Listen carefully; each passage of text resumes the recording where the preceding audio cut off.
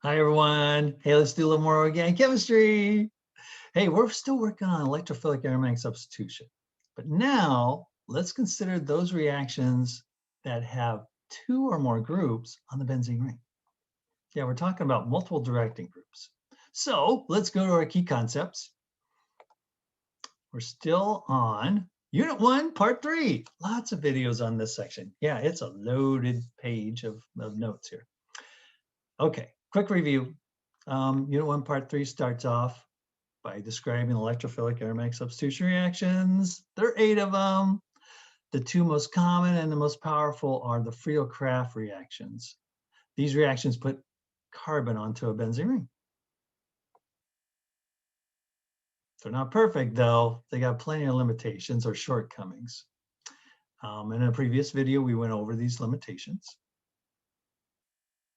We're actually going to review those here and see how they apply when multiple directing groups are involved. That is 2 or more groups on the benzene ring. Okay, directing groups, what's that all about? Well, sometimes a group on benzene will send the incoming group, OrthoPara, and there are other groups that are already attached to the benzene ring. Then when you do a reaction with them, the new group goes meta. And we need to know which groups are OrthoPara directing and which ones are meta directing. So, and we had a video about that too. And we had a list of meta directing groups, but I don't recommend memorizing those. Instead, I recommend memorizing this list, right? So if you memorize this list, you have the OrthoPara directing groups. Anything not on this list must be a meta director. And that's how the game we played on the exams in my classes. One way to remember this is no carbons, halides. Don't know why my H is looking like a B. No is the letter N, stands for hey, the amine group. Primary, secondary, or tertiary amines, doesn't matter. Amines are strongly activating OrthoPara directing groups. The O stands for the alcohol group, OH, also strongly activating. You got another no saying, hey, there's some more functional groups that have a nitrogen. That's the amide. The uppercase, not uppercase, the back of the D reminds me of the double bond being kind of up high. That's my little memory trick, so I can differentiate between an amine and amide. The other O stands for the other functional group with an oxygen or the oxygen only has single bonds, and that's the ether group, right? You have the alcohol, the ether, those oxygens only have single bonds.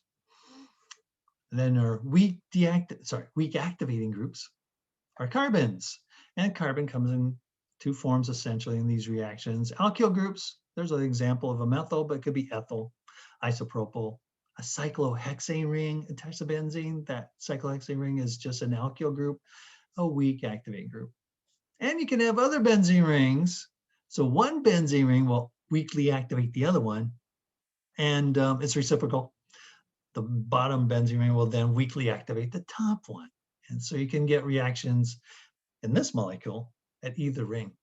And then finally, halides on a ring slow down the reaction, weakly deactivate the benzene ring, makes it less prone to react, but it still does.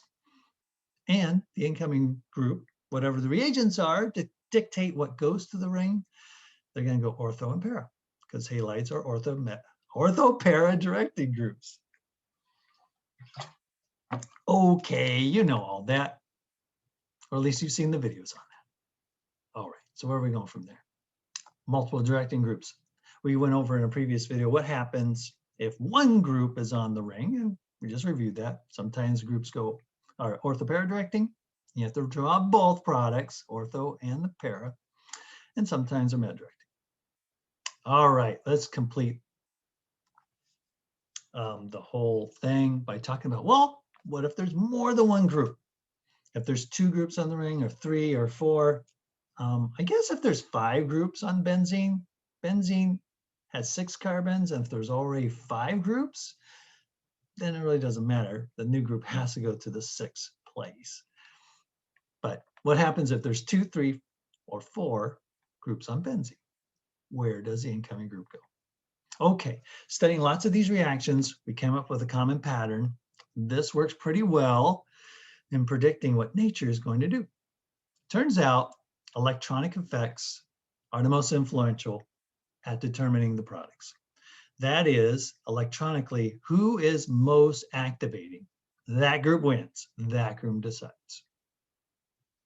So if you have two or more groups, decide which of those groups are the most activating. That's your winner. That's the loudest one. That's the one who's going to say, hey, come sit OrthoPara to me or sit Meta to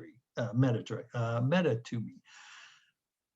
And then if you have some ties, and the ties will be actually very common, right? So if an OrthoPara directing group wins, well, which one is the product? Is it ortho or is it para, or do I have to draw both? Or maybe you have two groups and they're equally activating and they're sending groups different places. Oh, where is that going to go? Well, nature has a tiebreaker, and that's crowding. The scientific term for crowding effects is steric effects. I know, right, scientists? Love assigning new words to every new idea. Okay, so steric effects are not as important as electronic effects, but they still are influential at determining the products. So first look at electronic, who's most activating, and then if you have more than one choice, see if crowding will eliminate a choice. And the pattern is substituting between two groups that are meta to each other is really crowded and less likely. Okay, let's see how the game is played. I got a couple examples. I'm going to first focus on electronic effects. So let's look at this molecule. What's the name of that one? Well, methyl, is it toluene? We have the alkyl group, is it phenol? More oxygens, more pi bonds. That's a higher priority group. The alcohol wins, has an oxygen. So the parent name is phenol. We got a methyl group that's para, so paramethylphenol, or phenol, or phenol, whatever. I don't know why I named it. More review, I suppose. That's not our game. The game is predict the products. Okay. The reagents say what is heading to the ring. The directing groups say where that new incoming group is going to go. That's how the game is played. To predict the products, first look at your reagents, say, ooh, what the heck is nitric and sulfuric acid going to do? Oh yeah, they're going to produce the NO2 group, the nitro group. And technically speaking, it's a cation that's going to attack the ring. It's going to place the nitro group on the ring. Okay, that's what the reagents are saying. Where is it going to go? Well, nature decided that the electronic effects overrides any other effect. So who's more activating, alcohol or methyl? That is when you need to have this list memorized. So scroll over a little bit so we can see that methyl is right here. It's a weak activator. The alcohol is a strong activator. The alcohol wins. It's the most activating. Okay, alcohol, you win. You're the most activating. Woohoo! All right, alcohol, where should the incoming group go? So what I imagine, you gotta play these little games, little scenarios, and talk to yourself. I know, I'm a little crazy. It's okay. Get through this crazy stuff called organic chemistry. I imagine this is a hexagon table, and the alcohol group's at the head of the table, and the methyl's at the other head of the table. Both ends of the table, and then comes into the restaurant is the nitro group, and the methyl group said, "Hey, there's nitro. Hey, sit next to us." Weakly activating, mildly excited. The alcohol groups, where's nitro? Nitro group, come on over, buddy. Come sit ortho to me or para to me. So the alcohol group says, "Come sit ortho to me." Or sit para. Oh, wait, methyl's already got that spot. Never mind. Come sit right next to me, ortho. You pick either side. It's all good. Okay, so sometimes the nitro group goes to the ortho group on the left and sometimes on the right. And those are your two products. And then if you were to name these two products, you'd actually discover they have the same name because they're the same molecule. So you don't have to draw the second one because it's actually is the first one. And remember your shortcut, little circle inside the benzene ring. I'll save you a second or so. Enjoying the products. That's how the game is played. Let's try it again. All right. We got, what is this? Orthobromotoluene doing the bromination reaction. Okay. So what's heading to the ring? Br plus. Where's it going? The more activating group wins. All right, so who's more activating? An alkyl group or a halide? No, carbons, halide. Carbon wins over the halide group. Hey, the methyl group says, hey, there's bromo. The other bromine on the ring's like, where? Weakly deactivating. Bromine, oh yeah, my identical twin. Not too excited to see that guy. Methyl groups, oh yeah, bromo, you're a great guy. He's a great guy. Come on over. Methyl, come sit. Ortho to me. Oh, wait, the other ortho place is already occupied by this bromine. Hey, but you can sit pair if you want, or sit by other ortho position. Either one, your choice. So this bromine goes in, and sometimes it sits ortho to the methyl group.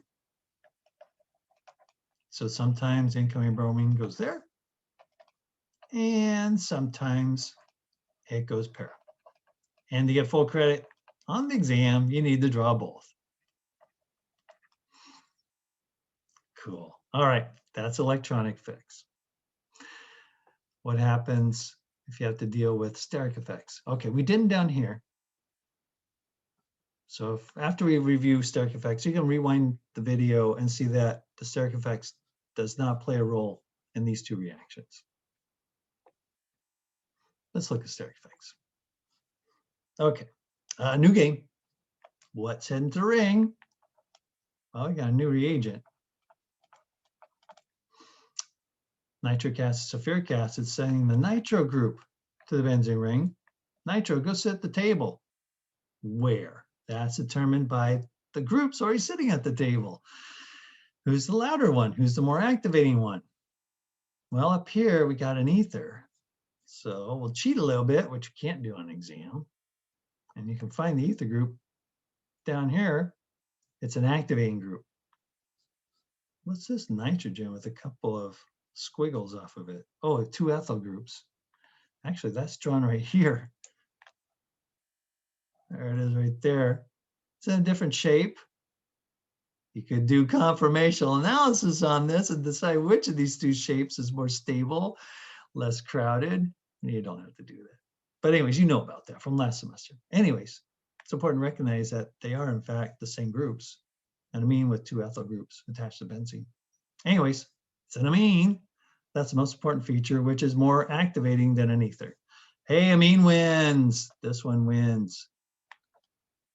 Okay, amine, you decide. Yeah, hey, there's nitro group. Nitro, come on over, buddy. Come sit ortho to me, or go sit para. Your choice. Cool. Nitro starts walking over and says, hey, ether, how you? No, nitro group, doesn't matter. Nitro group walks over and says, hey, ether, I'll sit here, and then there's a me. I don't know, but you know what? Maybe I'll squeeze in between. There's a steric effect taking place. So the ether and the amine are sitting meta to each other, and it turns out that is kind of crowding out this spot. There's more room here and there, right? So this spot is not in between 2 groups that are meta to each other. And I know some of you are saying, wait, but the other group's blocking it, isn't it? Isn't it in the way? Well, sometimes it's in this shape, and it doesn't matter. So don't use that, the shape of the molecule, the extra groups, don't let the shapes of those things influence your decision.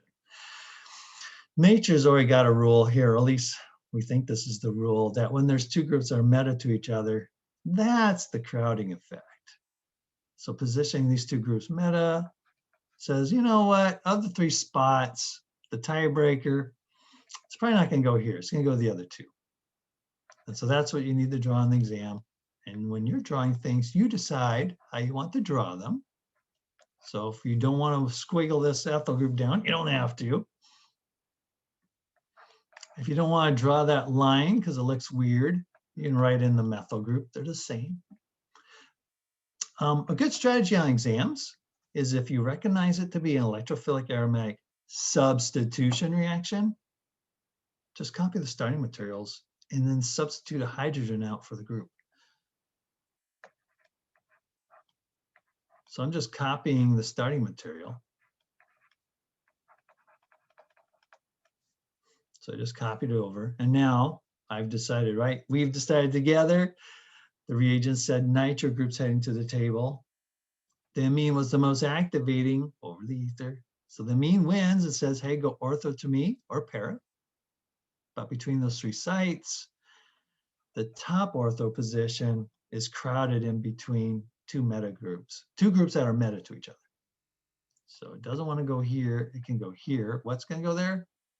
What is determined by the reagent. And it can go para, nitro. Cool. That's how the game's played. Let's do another one.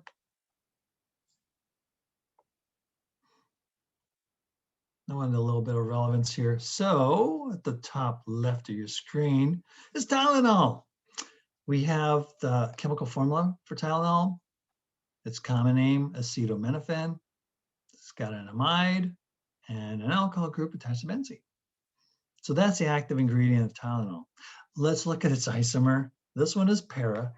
I guess a P here. The meta form is drawn here, and that's the one I want to look at. I'm not going to look at the para form.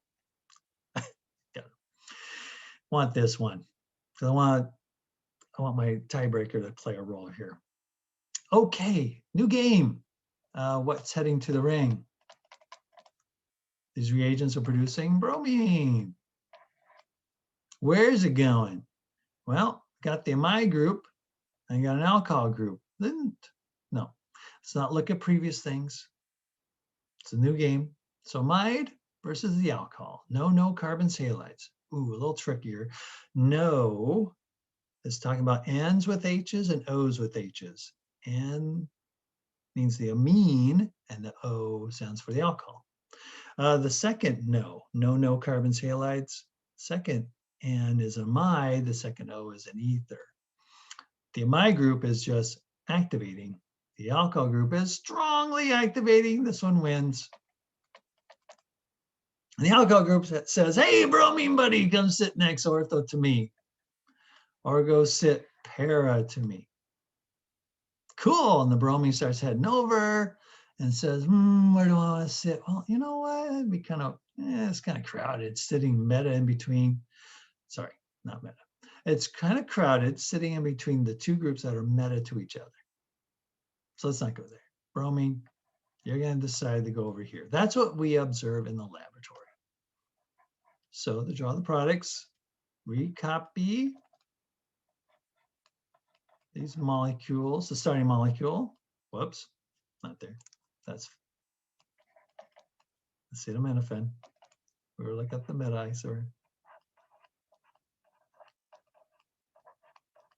Remember, you get to decide how you want to draw it. Okay, so I copied the molecule over, kind of. I know I twisted it a little bit. Doesn't matter. These two are the same. Sorry, three molecules. These two drawings are the same as the starting material. Now let's put in a new group, which is bromine, and sometimes it goes here, para to the phenol group. And sometimes it goes ortho, the bottom spot. And those are our products. Nice. Okay, hope that is helpful for deciding how to predict products when there's more than one directing group present. Let's end this video with two key points here, kind of explaining those limitations of Friedel-Crafts reactions. Let's take another look at those. We got polyalkylation here, so I pasted it from the key concepts. Polyalkylation, on the exam, when you're predicting products, you can ignore this. So on the exam, if I say, hey, what's the product of benzene reacting with chloromethane, and aluminum chloride. You would say, oh, that's for your crafts. It's creating the methyl cation, and it goes on the benzene. Well, I can go anywhere. Maybe I'll draw toluene this way. And that would give you full credit on the exam. Now on the exam, there might be a word problem. And in the word problem, it might imply that polyalkylation is playing a role. Okay, so then on the exam, you still need to know about polyalkylation in case one of those word problems shows up. So what is polyalkylation? Well, it's something that happens during the course of these Friedel-Crafts alkylation reactions.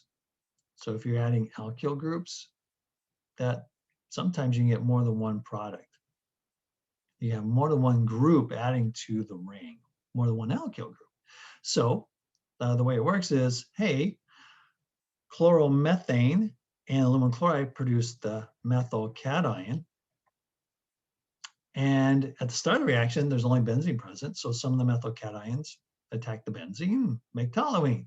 But before the reaction finishes, at some point, there's some toluene in the round bottom flask with the benzene, and now the cations have a choice. Do you want to attack benzene or you want to attack toluene? Well, who reacts faster? Who's more activated? Which ring's more activated? Well, the methyl group is weakly activating. So now toluene reacts faster than benzene, and sometimes toluene will take the extra methyl group, and you'll get two of them. Well, where's the methyl group go? Methyl is OrthoPara directing. So sometimes it goes ortho and sometimes it goes para. But we're not done yet. Now you have 3 molecules in here mixed in with benzene before the reaction is done. And the cation then says, well, now I have 4 choices and 2 weak activators is better than 1. These rings are now more activated than benzene and more activated than toluene. And so sometimes the methyl group adds on to here, and you can get 3 methyl groups on and so forth, ... To kind of show a more visual display of that happening, I kind of drew a round bottom flask. So imagine yourself in the lab, and you want to do this alkylation reaction, Friedel-Crafts alkylation reaction. You mix in some benzene. I got 7 of them drawn here, but right, if you pour in some benzene into a round bottom flask, there's more than 7 molecules there. Maybe Avogadro's number, huge number of benzene molecules. If you want to balance your equation, your objective is to try and make toluene. So you want a 1-to-1 ratio of chloromethane and benzene. So I also drew in 7 chloromethane molecules. The aluminum chloride, though, is a catalyst. You only need a little pinch, so I only drew 1 of these. Okay, and then let's kind of watch what would happen as you mix this with a solvent. You need the solvent in there so the molecules can move and collide so you can get a reaction. Now let's say the catalyst attacks this methyl chloride first, and it creates the methyl cation and everybody's benzene. So maybe the methyl group ends up here. Cool. And now the catalyst didn't get destroyed during that one reaction, so it can move over, I don't know, maybe it goes down here and it reacts with this and creates a methyl group. So which one do you want to go on to? Oh, maybe this one. Cool. And then the aluminum chloride comes over here and goes on to that one. Reacts that one, and it goes on to here. I don't know, just put a different spot, whatever. Cool. Now what? Aluminum chloride goes up to here and reacts with this one. And where's that group go? Well, now there's 2 benzene rings nearby. Which one's going to react faster? Benzene or toluene? Well, toluene, alkyl groups on benzene, weakly activate the ring, makes it work a little faster. So at this point during the reaction, if these 2 are the same distance away, they're colliding with this methyl cation, the toluene will get there faster and react more quickly. It's more activated. The pi bonds jump out, grab onto it during the course of the mechanism, get your resonance structures, and then you get, there'll be a base in there, remove the hydrogen, and we might get 2 methyls on here. And what kind of directing group is methyl? Ortho and para. So sometimes it goes ortho, sometimes it goes para. I'll draw that. And then the aluminum chloride comes down here and reacts with this one, creates a methyl group. Okay, so now what?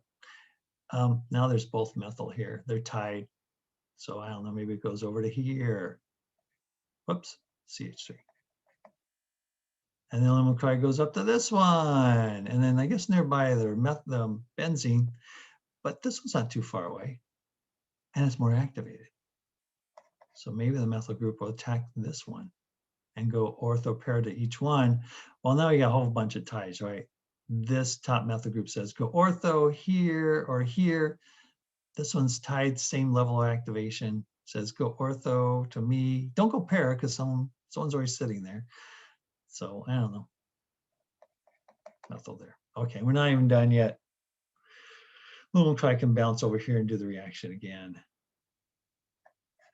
Maybe we'll put a methyl group on here. And then we've run out of methyl chloride. The reaction's done. And what we have, well, we still have a benzene and benzene and a benzene. So we have benzene that didn't get a chance to react. How much toluene do we make? Well, we got one here, got two there. That's it. And then we got this tri-substituted group, this trimethyl benzene, what is that, 1, 2, 4, trimethyl benzene. And then we have xylene, orthoxylene here. So what a mixture. That was not a very good reaction. Yeah, that's what polyalkylation does. It's a bad limitation. We're hoping for a lot of toluene. We didn't get too much. That's polyalkylation. Lastly, let's look at this other limitation here. Let me put this over here. Okay, one other limitation of Fourier-Krafft reactions is that strongly deactivated rings just don't work. Nitrobenzene with the aluminum chloride and chloromethane, you get no product. Why? The nitro group is not on this list of OrthoPara directing groups. If it's on the list, we assume it's a metadirector, and metadirectors are strongly deactivating. So much so that they deactivate the ring towards Fourier-Krafts completely, so there's no reaction. You got to remember on exams, though, that's only Friedel-Crafts. My Fourier-Krafft reactions will always use aluminum chloride. So that's the visual clue that if you don't have any aluminum chloride in your reaction, the reaction will still go. Here's a nitro group strongly deactivating the ring. So this is going to be sluggish, but you're still going to make product. You're going to have to wait longer for it. What's going to go on the ring? The reagents decide. It's going to be the SO3H group. Where does it go? Someone sitting at the table decides. A nitro group decided, and it's a meta-directing group, strongly deactivating group. And go here, or it can go there, and it turns out to be the same molecule. It's going to be the meta-nitro benzene sulfonic acid molecule. Okay, that's how the game is played. Well, what happens if you have two or more groups? Ooh, lots to remember on the exam. So if you see aluminum chloride, so start over. Let's put ourselves in exam mode. We're taking an exam, and the question is predict the products. Okay.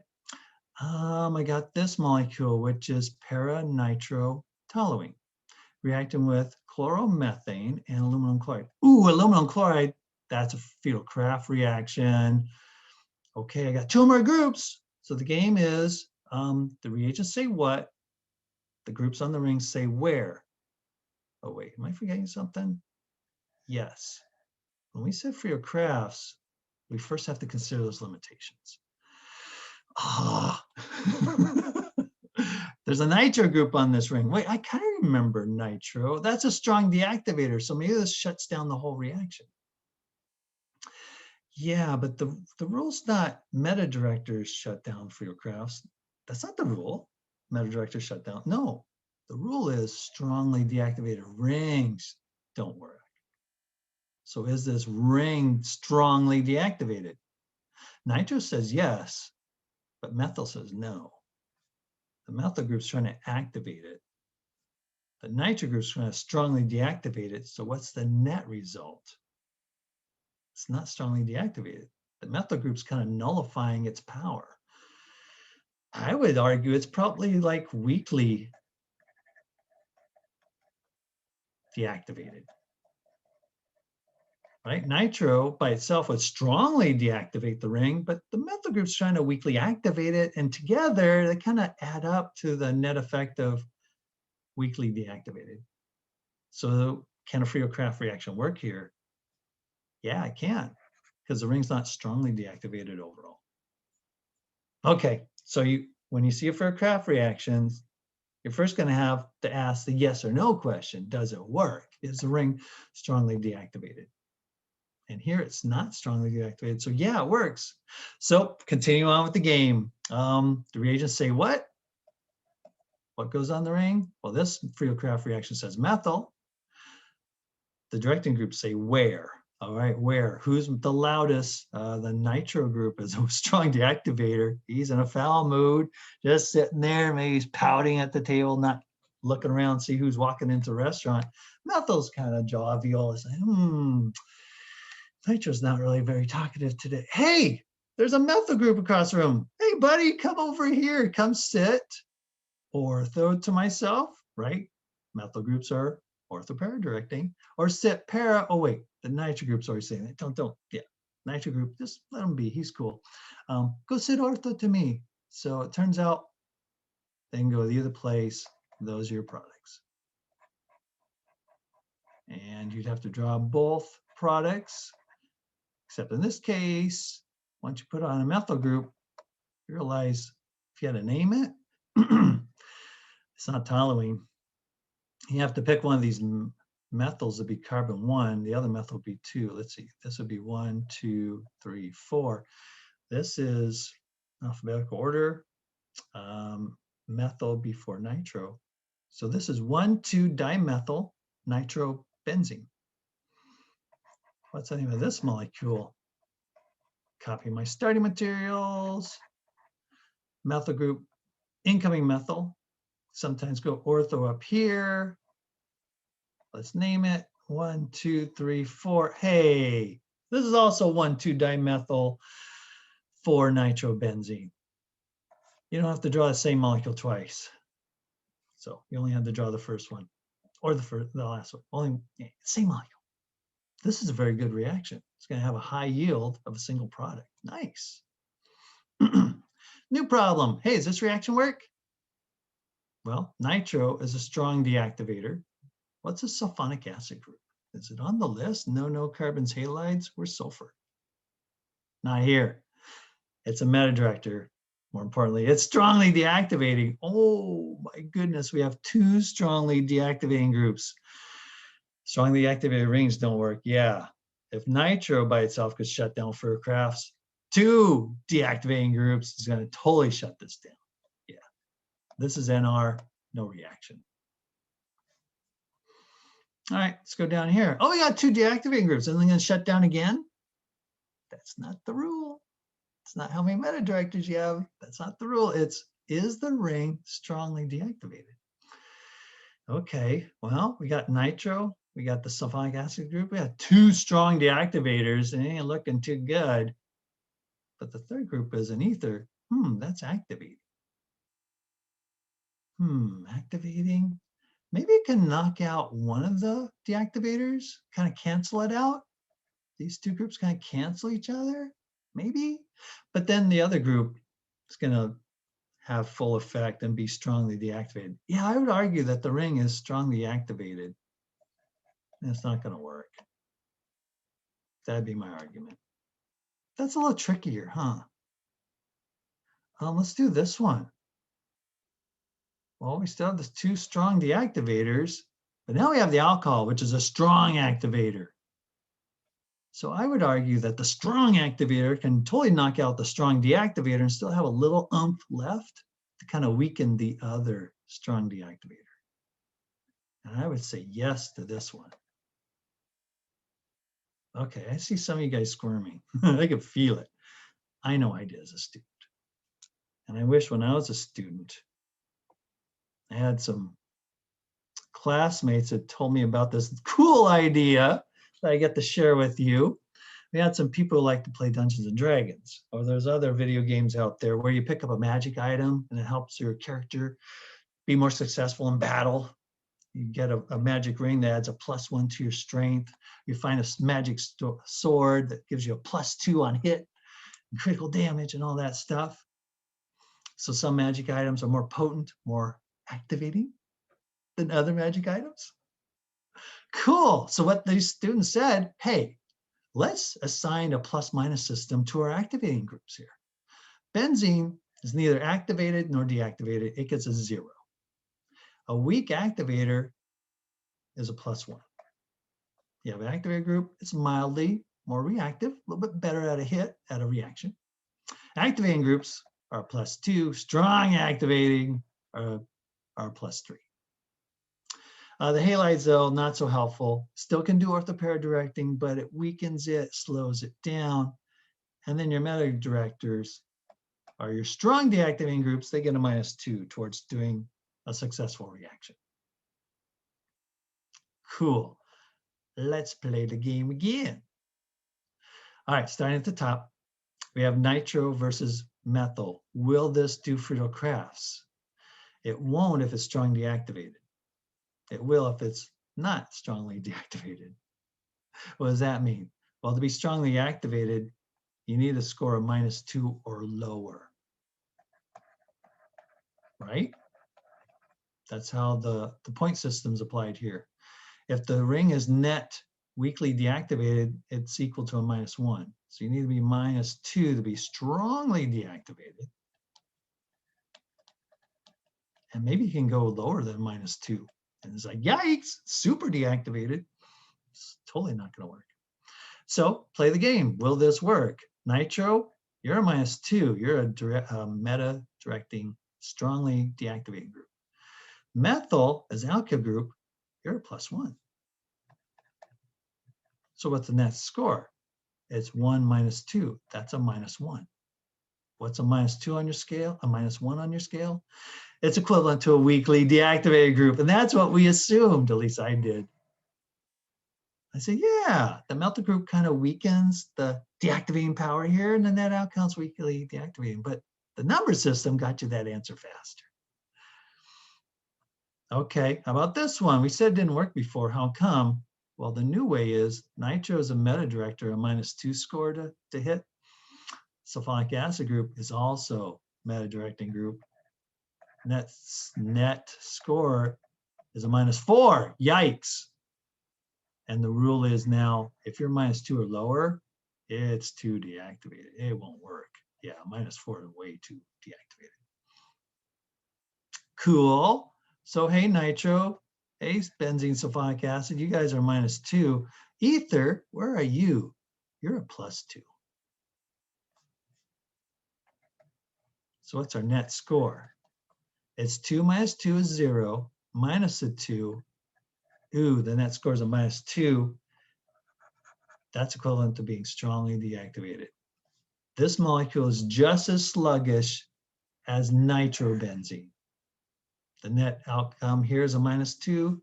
Net outcome here is a net -2. These rings are equally strongly deactivated, in my opinion. So nope, ain't gonna work. Last one down here, how's this game play? Nitro is a -2. Benzene sulfonic acid is a -2. Phenol, no carbons, and then halides.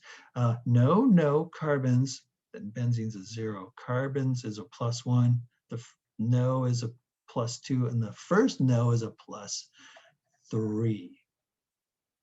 Now add it up. 3 - 2 is a +1. +1 - 2 is a net score of -1. This ring has a net value of being weakly deactivated. It's going to be slow, but it can still do Friedel crafts. Only strongly deactivated rings work. It's going to work.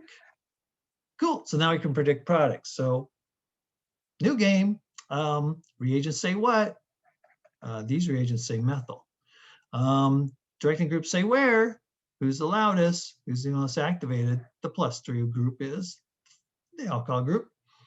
What kind of directing group is that? OrthoPara. Ortho to itself is right here and here. Oh, nitro's always sitting there. Para, oh, sulfonic acid's already there. Oh, there's only one product. Cool. It's a sluggish, slow reaction, but it gives you one product. It's not too bad. Let the reaction stir overnight in the lab, and we should get lots of this in the morning. We'll let it go a week. Depends on how patient you are. There you go. I hope this video has been helpful. See you in the next one.